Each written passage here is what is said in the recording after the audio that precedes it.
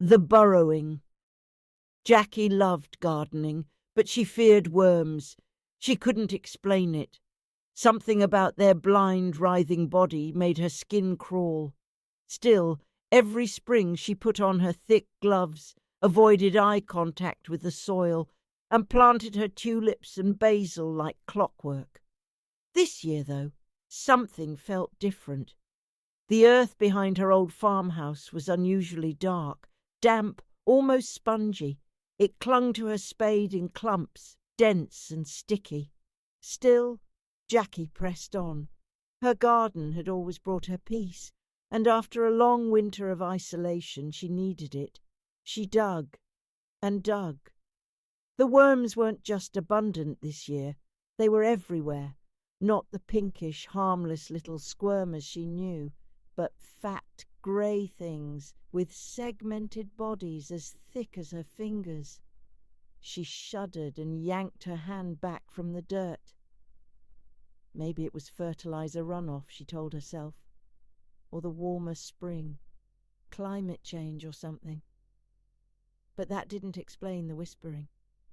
It started on the third day. Just as she knelt to transplant her marigolds, she heard it, a soft hiss, like dozens of voices whispering just beneath the surface. She froze, holding her breath.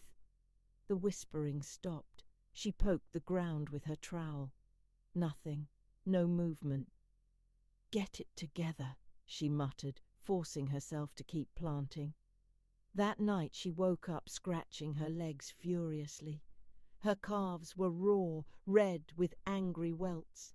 She tore off the blankets and screamed, dirt, under her nails, between her toes, in her mouth. The next morning she bleached everything, the sheets, the floor, her skin. But the garden called to her. The soil was softer than ever, like it wanted to be touched. When she stepped barefoot onto the tilled earth, just to feel it, just once, it was warm, pulsing.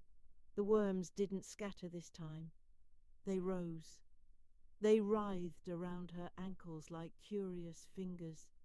She screamed and turned to run, but her foot sank deep. The ground swallowed it. She fell forward, hands plunging into the loam, and they were there, everywhere, coiling around her wrists, sliding into her sleeves, her ears. She opened her mouth to scream, and they poured in. Jackie loved gardening, but she feared worms. They fed on that.